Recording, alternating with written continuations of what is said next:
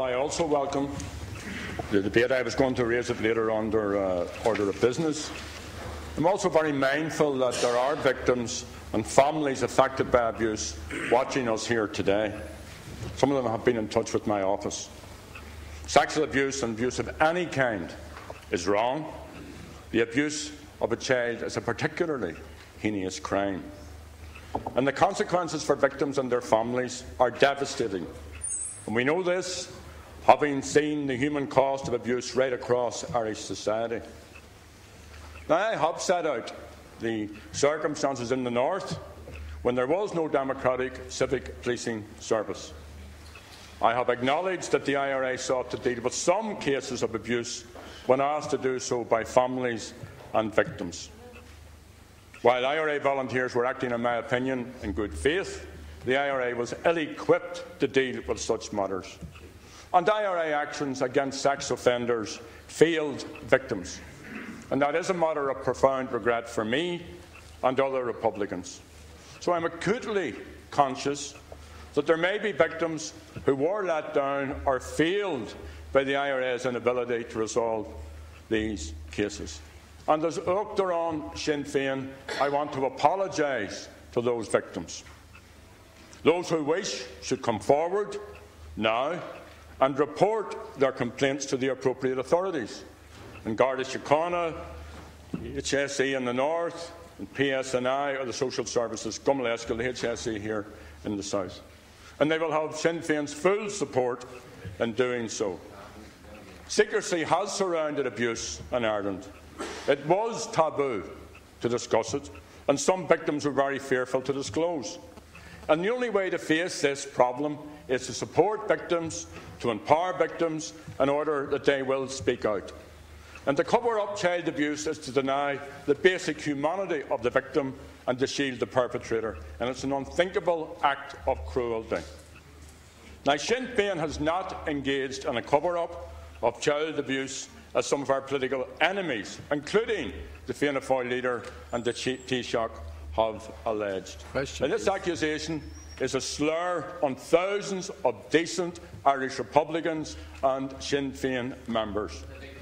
The Taoiseach and the Fianna Fáil leader should go to the Garda or the PSNI with any information you say you have now.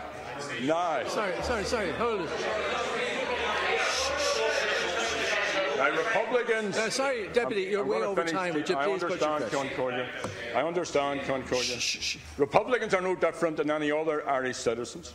Like most parents, we do our best to protect our children, to keep them safe. And we've learned that ongoing vigilance and believing children is essential. And we know that reporting quickly and to the right channels is the way to seek and to achieve justice. So, Taoiseach, while I welcome a fully comprehensive debate here, as opposed to the sleeving way you and the Fianna Fáil leader have come to us, I welcome that. Sorry, Deputy. Will you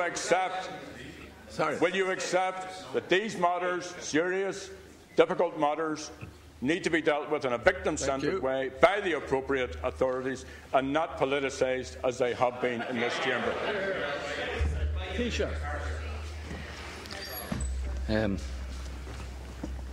Let's not forget that the central issue here is that a young woman was raped, was sexually abused, was required to go before her abuser and 3 other men from the IRA. Your deputy leader doesn't believe this. Your deputy leader has blind allegiance to you as leader of the party, while a young woman with her courage and her bravery is not afraid to speak out. In the last week, she has had numbers of others belonging to the same organisation who have come forward to her, who have been contacting her about similar stories. I hope that these people have the courage to speak out as well. I would say, Deputy Adams, your next question, you might confirm whether you know, as leader of your party in Uachtar on Sinn Féin, whether Maria Cahill was required to attend in a room with 3 men and her abuser, all members of the IRA, and that a second meeting took place some months afterwards, and in the intervening period she was not allowed to go to the PSNI or to the police.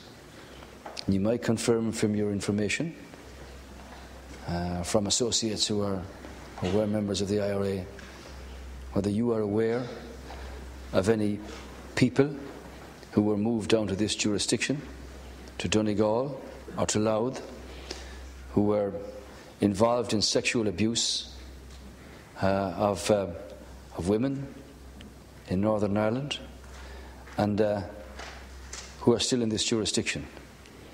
You might indicate to the House whether you know anything about any of that, because I think the story that Maria Cahill has to tell is not just powerful, it will have serious consequences.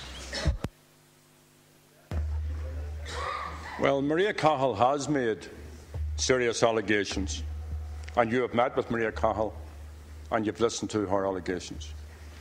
Will you now facilitate a meeting with those that she accuses? These are named people. Now that you have set yourself up to make judgment in this, will you bring into Oris and Realtus the people who have named? Bring them in. Bring them in. Bring them in. Please. Thank you. Bring them in and ask them the questions that you are asserting as fact. I refute the allegations that have been made about me and about other Sinn Féin members who assure me that all they did in their engagements and their conversations and their work with Maria Cahill was to help them. Now, sorry, would you please put your question? No, Ceann Comhairle. Please put your question. Thank you. Yeah. If you treated the Taoiseach and the leader of Fianna Fáil like that yesterday, I beg your pardon. I try and keep order to the best of my ability, and you know that very well.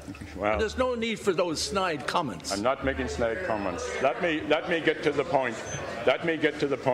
You have made accusations against members of Sinn Féin. Some of these were subject to court proceedings. Will you meet with those people? Will you meet with me? Will you put to me the assertions that have been put? And listen, because you have not listened. You have not listened. Thank you. We're over time. Thank you. And I've already refuted the allegations made. I don't know who's not listening here. So, Taoiseach, it's a very simple proposition. You have heard Maria Cahill's story, and all of those who from Sinn Féin have met with Maria Cahill accept and acknowledge that she was abused, accept that she was traumatised. Now, she then puts a particular version of what occurred. Will you listen? These are not nameless, anonymous people.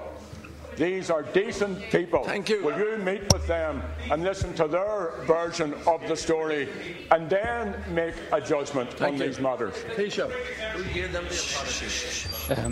Gerry Adams, I find it absolutely unbelievable that you would come into this House of Parliament and say that a man who raped a woman, who sexually abused her, is a decent person?